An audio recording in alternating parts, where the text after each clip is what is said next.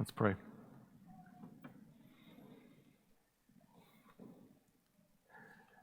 Father, here we are before you, gathered by you, thankful. We've sung of it, we'll consider it in your word, we'll think of it throughout the rest of the day and again this evening. You've done something marvelous that we remember today. You have stepped into the world to save it, to save people, not just the world as a concept, but to save people. And with us and for us, to make a community, to make a place that is right, that is characterized by shalom, that is whole and just and good. We've always wanted that. We've longed for it. We've missed it because it isn't here. And then you acted to bring it about and are still doing so. And one day we'll finish the work. And it's our best, our greatest, our highest dream, but we never would have imagined how you would do it. To send your Son, low and humble and meek, a baby. So thank you for that, Lord, and help us to think about it again from this passage before us this morning, to think about it in a way that is encouraging and perhaps provocative and produces thanks. Open up your word, teach this morning, Lord. Draw praise to your name and do good to us, your people. And for some here or some who hear this who maybe aren't quite sure who you are, haven't quite closed with you yet, aren't Christians, would you speak to those of us like that too? Would you open eyes, would you save this morning? So build your people and honor your name, we pray. Thank you. Amen.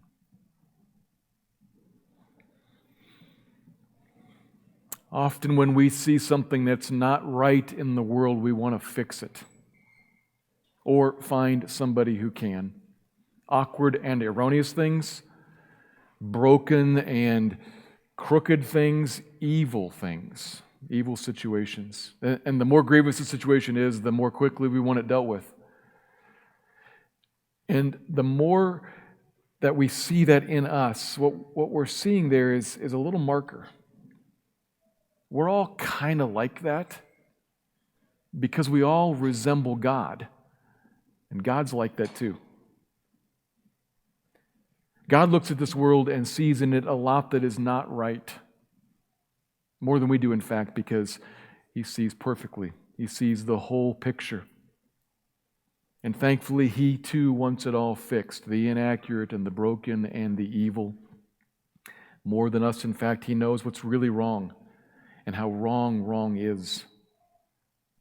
More than us, He knows what the world was made to be, what is right and what is good and what prospers us, how He made us to flourish. More than us, He knows how to get that change, how to get it fixed, and is highly motivated to do so, which should be encouraging to us. And if you think about it, it's perhaps a bit perplexing because He seems to be taking His own sweet time in doing so. If He is in fact all of that, if He is in fact fixing it, if He is in fact redeeming it, if He is in fact restoring it, if in fact He's even there, why is this still this? It is still this.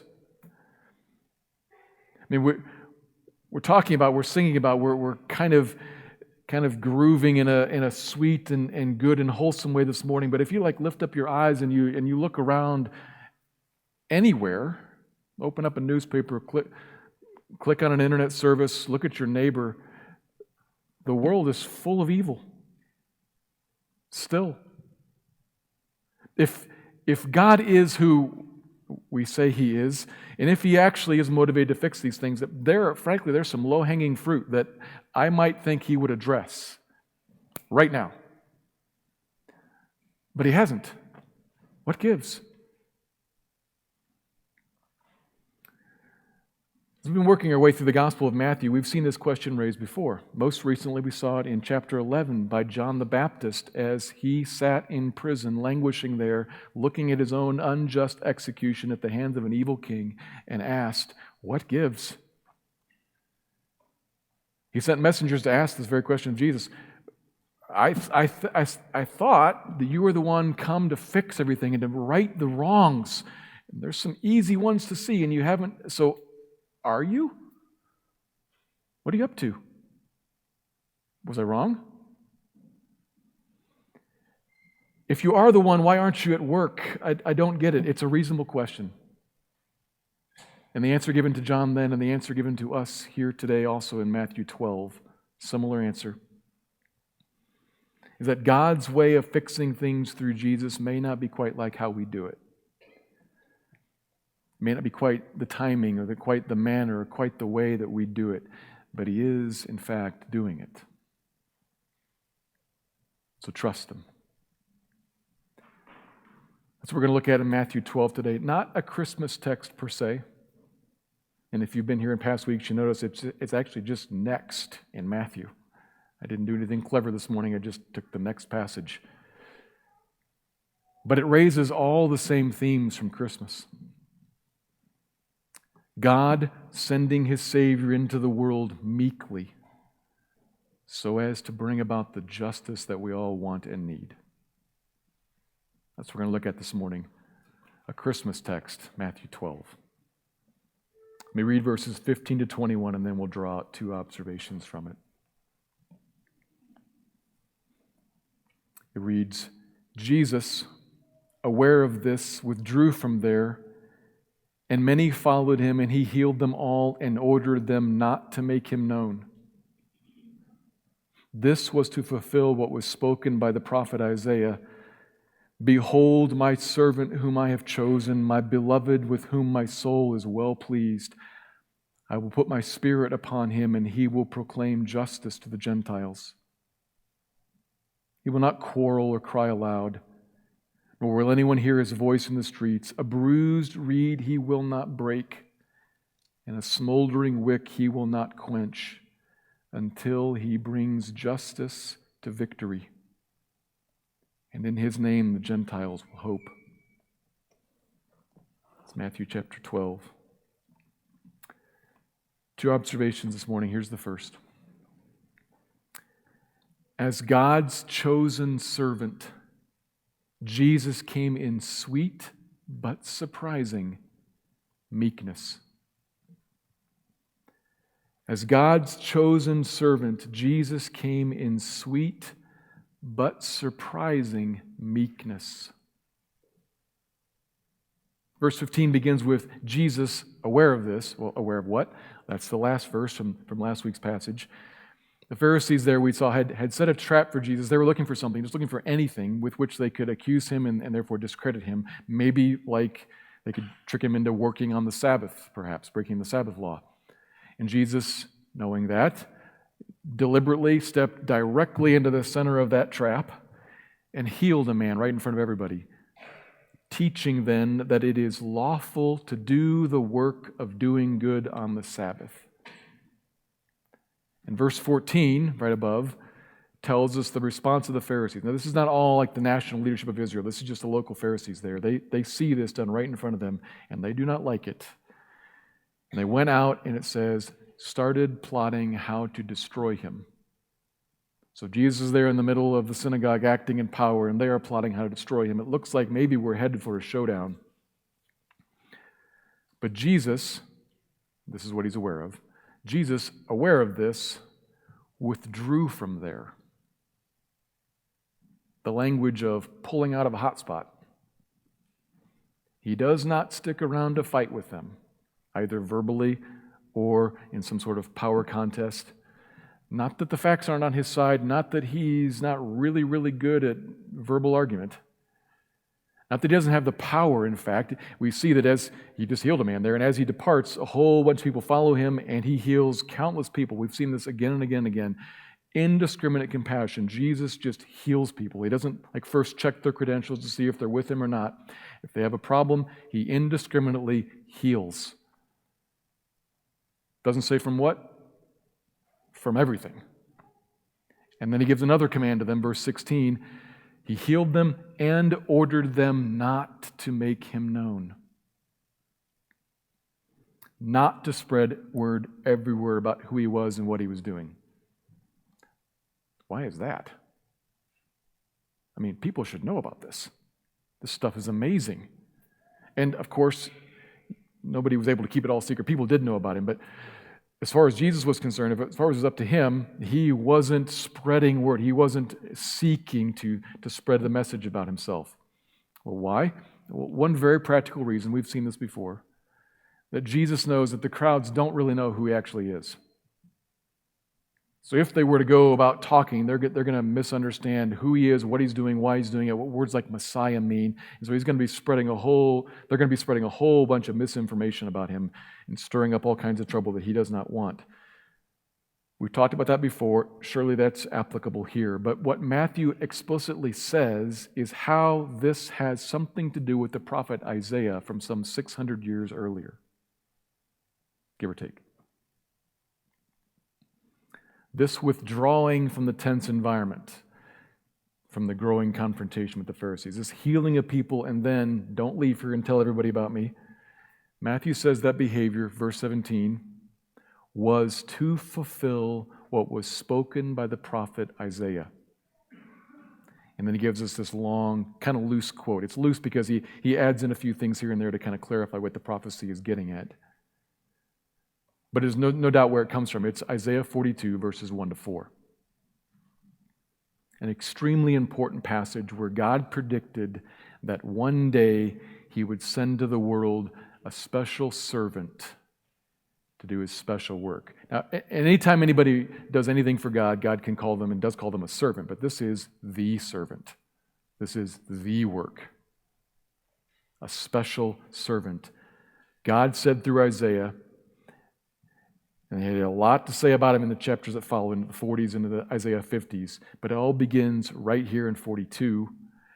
I'm going to send my servant. And so to speak, like looking down through the ages, he says, behold, my servant. The servant. The servant with whom I am well pleased. The servant who is my delight. The servant who is my beloved one. The servant on whom I will cause my spirit to rest. This is the one. This is the chosen and called servant. And then he explains more in chapters that follow about him. And that's from Isaiah. And Matthew, in quoting that, is saying, what Isaiah sort of did, behold, that one is Jesus. That's what Matthew's doing here. That one is right here. He's connecting the Old Testament prophecy to this man standing right in front of them, Jesus, like he has done a bunch of times. If you've been here as we've been working through Matthew, you've seen this over and over again. Matthew, more than most, is very concerned to show prophecy fulfilled in both words said and predicted deeds done.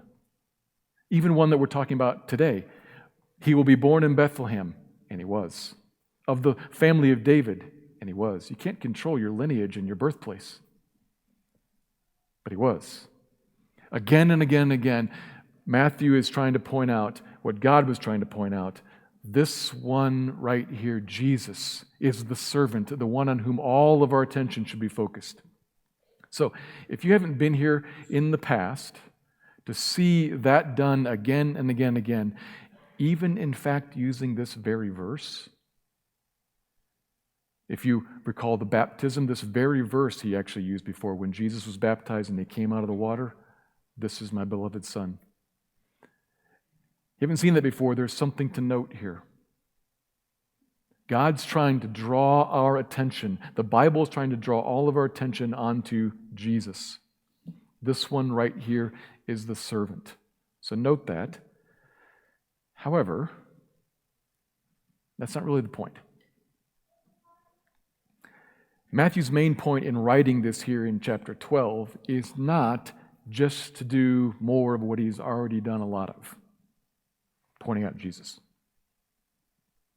You can tell because he doesn't stop with that verse, behold my servant, but he goes on to say more in more verses. He's actually got more to say about how Jesus fulfills the servant's work than that it's Jesus. How is he? What's he like? God the Father sends his chosen servant into the world to do this particular special mission of saving the world, restoring it. When he steps into the world in the power of God to carry out his assigned work, what is he like?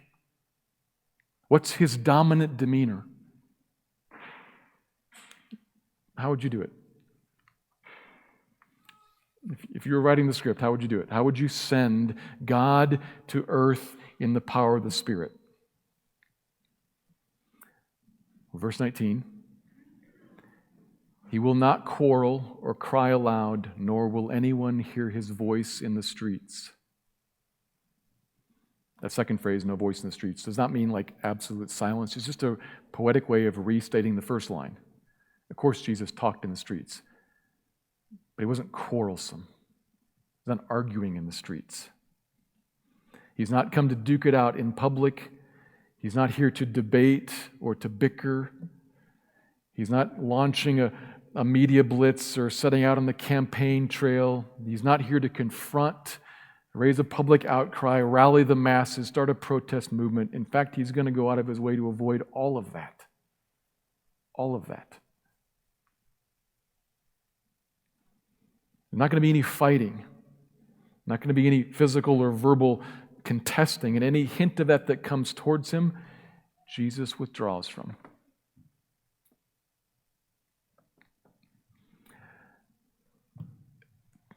That is no way to gain followers and no way to get elected. What are you doing? People ask that of him constantly. You can read in the Gospel of John, in fact, his brothers who knew Jesus was up to something, they ask him that, if you're trying to gain public followers, you are really bad at this. You got to get out there. And he doesn't. Of course, people heard about him, but he doesn't push. As far as it's up to him, he's content to just kind of stay back. They want somebody who's going to step out there and who's going to free them from all the public problems that they have, especially the public problem of Rome. If you're the sent one, you have to go public with this and have to confront, and you seem to have the power. You got to wield that power and make it happen. And Jesus instead feels the temperature rising and leaves and tells anyone who might be won over to not tell anybody else about it. That is odd. And there's more. Verse 20. A bruised reed he will not break, and a smoldering wick he will not quench.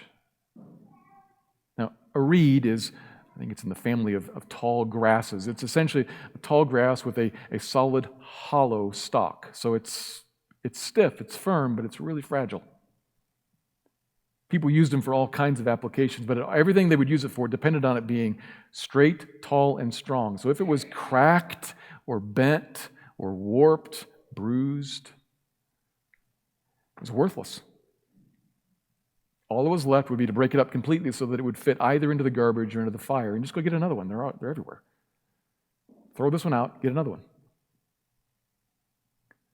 And a wick, the wick being discussed there, it's the wick from an oil lamp, and it would kind of suck up the oil and it would burn. And a smoldering wick, we might be more familiar with candle wicks. A smoldering wick, it won't go out, but it's not giving any more light or flame. It's just smoking and filling up the room with smoke. And common sense, obvious, what you do is put it out. We can't see or breathe in here anymore. Put it out. But God's servant won't snuff out the failing, troubled wick. And he won't finish off the weak, compromised reed. That is, he won't snuff out failing, troubled people. He won't finish off and discard the weak and compromised. He will bear with such ones, facing and enduring all the difficulties that come along with crowds of people who are stumbling through life, harassed and helpless like sheep without a shepherd, who are blind and weak, who are weary and heavy laden, full of troubles, afflicted and in need of healing. People like us. Maybe not all of us. Some of us are powerful and brilliant and wealthy and influential and connected, but not many. God usually chooses the weak to shame the strong and the foolish to shame the wise. This is people like us. This is the world. And He won't finish off such ones. In all of our messed upness in your life, your past and present, He is not about to snap you like a stick or squash you like a bug. Think about this for yourself. This is not theory about them ones. This is about you and me, us, your neighbor, your family members. This is God's servant here to be long-suffering with the lowly and the broken, with the weary and the heavy laden and the weighed down, patient and not pushy. He is meek,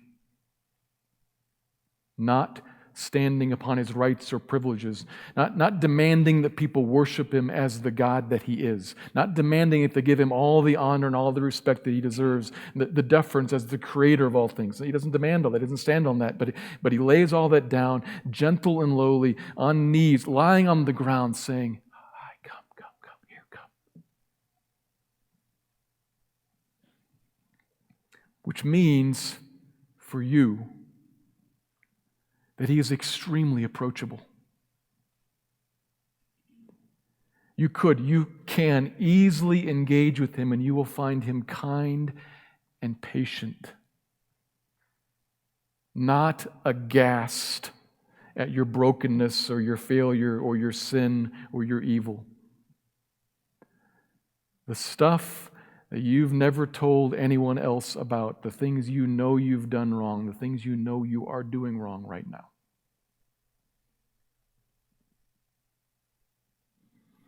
He already sees it, and He isn't this close to snapping with rage. Nope.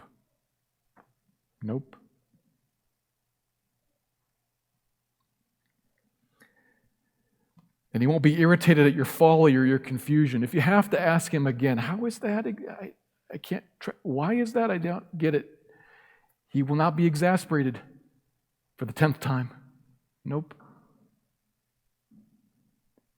Now, you can't fool Him. He sees right through you.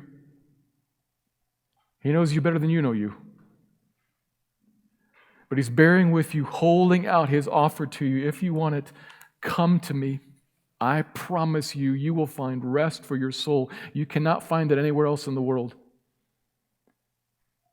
Even the good things that I made, if you lean only on them, if you seek only in them, let alone everything else that you are inclined to seek after, if you look for that to heal you and fix you and give you life, it'll all fail you and it'll just end up crushing you.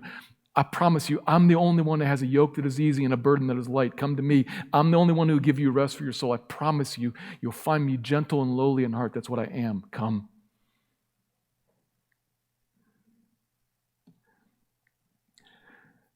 Perhaps that is not how you expect the holy God full of power to be. Maybe it seems too good to be true. But there's a reason for that. Ever since humanity first fell into sin in the Garden of Eden, we first fell into sin, we have been broken inside, and in our hearts and in our minds, we doubt God's goodness. We do not trust Him. And there is an enemy of your soul that whispers into your ear, "Yeah, that's right, you shouldn't. He is out to get you. Run." But 600 years prior to this point, God predicted that He'd show up on earth like this, meek. And then He did. born in the smallest of towns to common people parents, not the rich and famous. Born in a cattle stall and laid in a manger. Not a palace, not a bed made out of gold with goose down. No, straw. And over there, manure. He grew up very well acquainted with what it is to be despised and rejected, a man of sorrows who knew grief. It's his own story. It's what he himself embodied. It's how he treated people, healing countless of their afflictions without being contentious or quarrelsome, not looking to wield his mighty power to get the people who needed getting. And he is well aware there are people who need getting. He knows everything.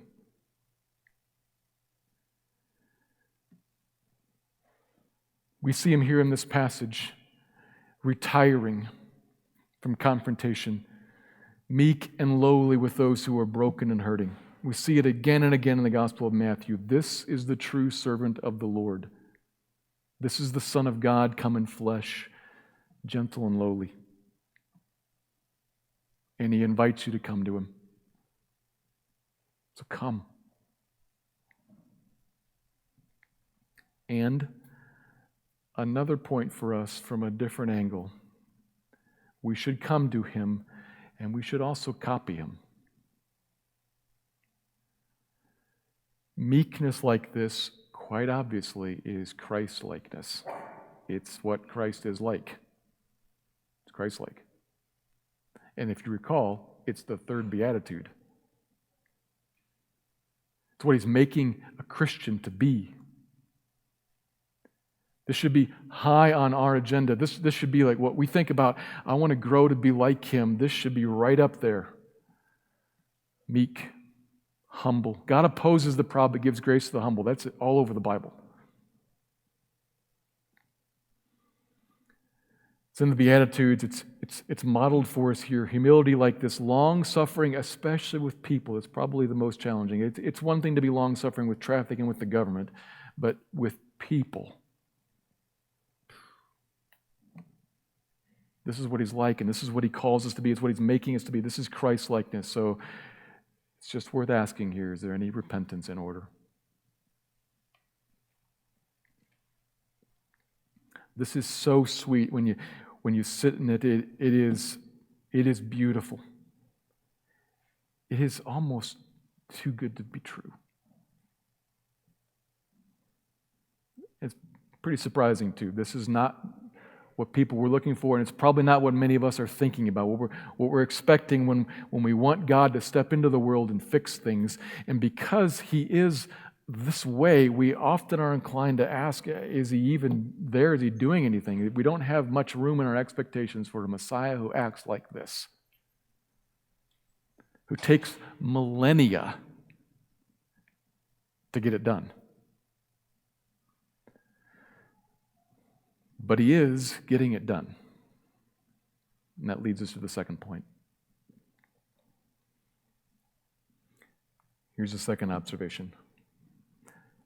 God is working powerfully through Jesus to make justice prevail. God is working powerfully through Jesus to make justice prevail, and this is the hope of the world. We're just looking at how he is, what his manner is, and it's stated negatively. He's not quarrelsome. He's not going to snuff out struggling people. But if that's all there was to Jesus, if that was the end of that, and if that's all there was, we would be opening the door wide to a whole bunch of terribly misinformed caricatures. A lot of people talk about Jesus as the gentle Jesus, meek and mild, who lets everything go and is really kind of like some passive grandfather who is overindulgent because he's so nice and so loving and frankly isn't really paying attention that much. Lets the grandkids get away with anything. That's God. No, it isn't. The first point is remarkably, astonishingly true, but it is only the first point. Thankfully, there's a lot more here. Twice we see mention of justice, the mission of Jesus, the servant, what he is doing. The others, how he's doing it, this is what he's doing. Stated positively, end of verse 18, I'll put my spirit on him. And if you hear language like that, you think about language like that, we should be realizing that the Spirit of God, the presence of the Spirit of God, brings all of the person of God near. So in a very unique way, like I said, this is the servant doing the work with the Spirit on him uniquely. This is something unique here. When God says, I will put my Spirit on this one, you can look at Jesus, a real live human guy, a man. And in a way that's not true of anyone else, you're also looking at a guy who, in him, on him, has the full presence of God Almighty. A man, God. What do you make of that? Well, there's not a lot here about the eternal relationship of the three persons of the one triune God, the Trinity. You see all those three persons right here. The one speaking, God the Father, God the Son, with God the Spirit resting upon him. They're all three listed here, but we don't get anything about the relationship. How does that all work together? We'd have to go elsewhere to explore that more. But what we see here right now, for this morning, we need to see that God's deliberate choice is right here. I'm going to send this one, this man, full of my presence. And he's going to be walking around the earth, if you will, carrying the greatest of all toolboxes to do the greatest of all jobs.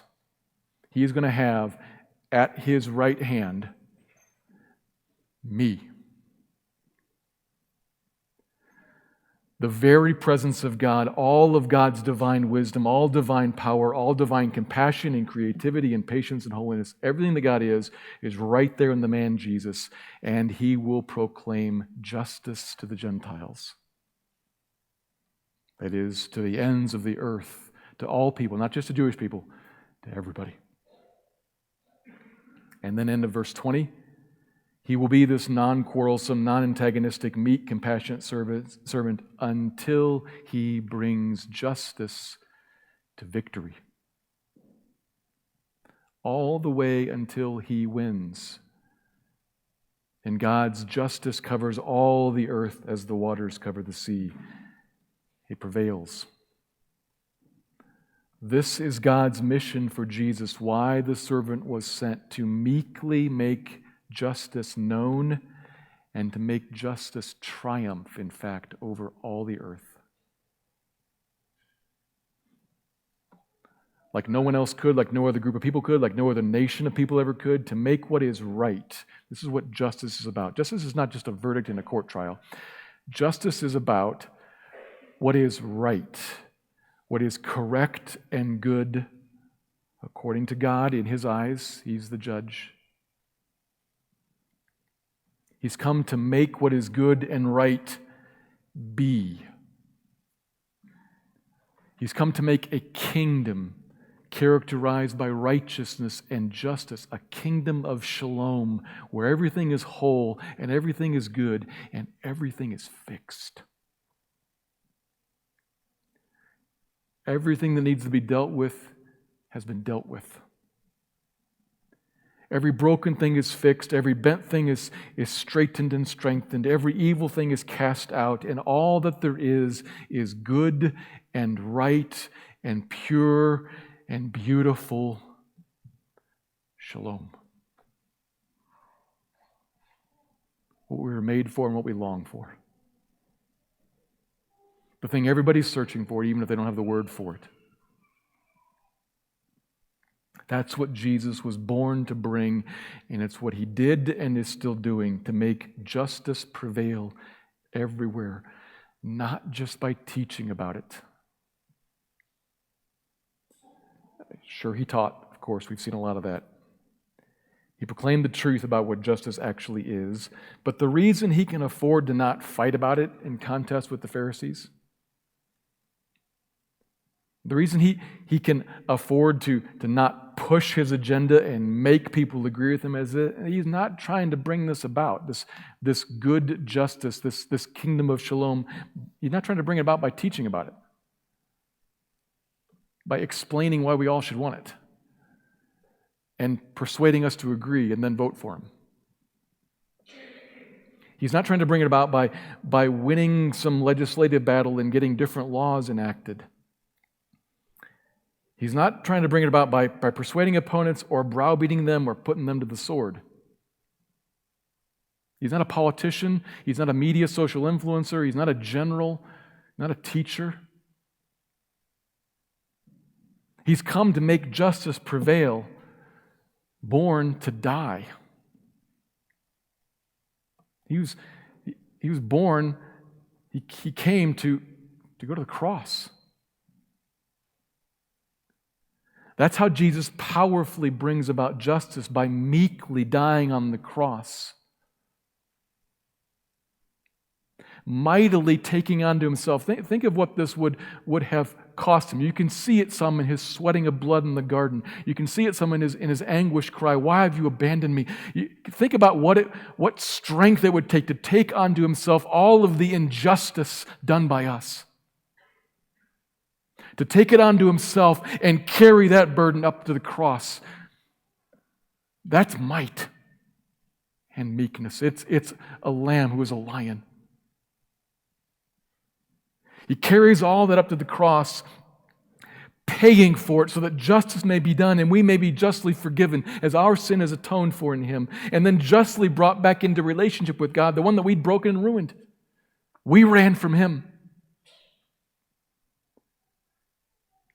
Jesus comes and sees that situation and meekly says, "I'll take it all," and then mightily does, so as to pay for sin and restore relationship and bring us back into connection if we trust him. All the ways that we have violated God's law in our minds, in our hearts, in our words, and our deeds, the injustice problem that's in the world is first one that is in us. And Jesus justly dealt with that by going to the cross, condemned by God, paying for it in death, and then rising again to new life. This is the gospel. It's what Christmas is about. Christmas is ultimately not about feel-good sentimentality. Christmas is not about an opportunity to regather the family and see those you haven't seen for a little while. I hope we all get a chance to do that, sure. But Christmas is about atonement. God providing a servant to do the work of atonement, to do the work of going to the cross, to justly fix the injustice. Not to sweep it under the rug, not to ignore it, but to bring it all to a head and pay it. That's something. That's might and meekness, both met right there at the cross. That's how he fixes the problem in the world, by fixing the problem in me and in you.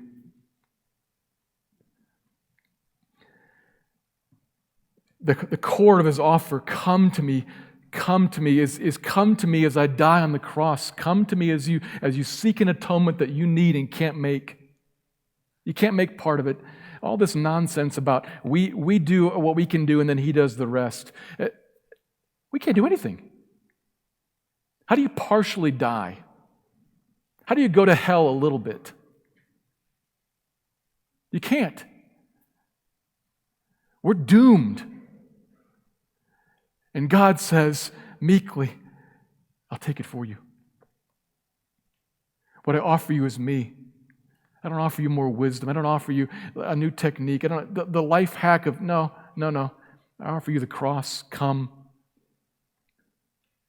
You'll find in it a relief of burden and life forevermore. You'll find in it the fixing that you need and the fixing that all the world needs. Come. This is good news. If you're not a Christian, this is the hope that you have been looking for, even if you haven't known it. Jesus says, come.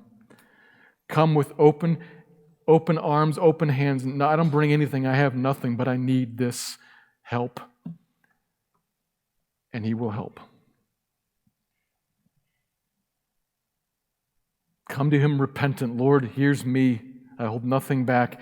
And He'll take you and put your sin on His cross and give you in exchange His life. He'll give you relationship back into connection with God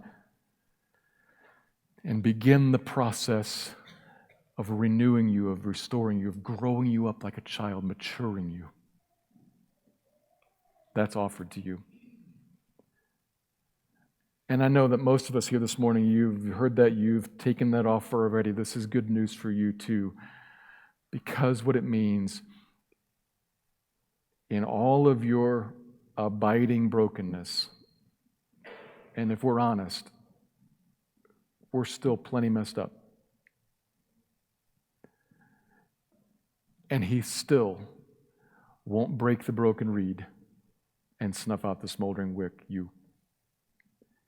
He is not the kind of person that says, how many chances do I have to give you? I mean, I gave you all this and you squandered it. Well, that was the last opportunity. Nope. He's long-suffering with you, child of God, Christian. You can come to Him and you'll find Him there too.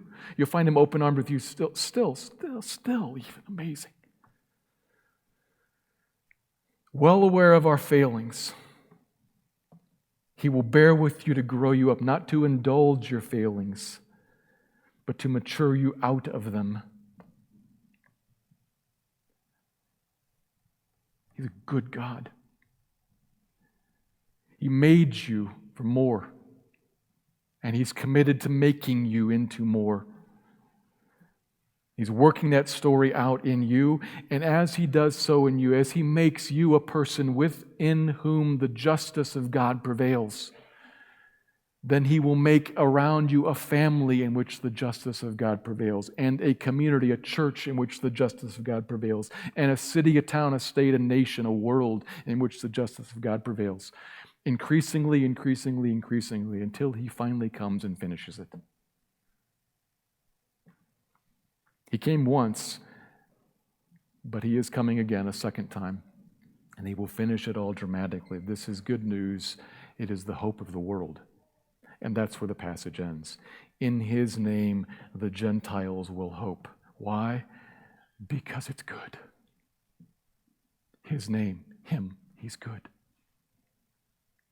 The Savior that we all need, sent as a humble, meek servant to bring about the fixing of each of us and of the world in a slow, natural, growing up, maturing sort of way, but in a real, powerful, and effective way.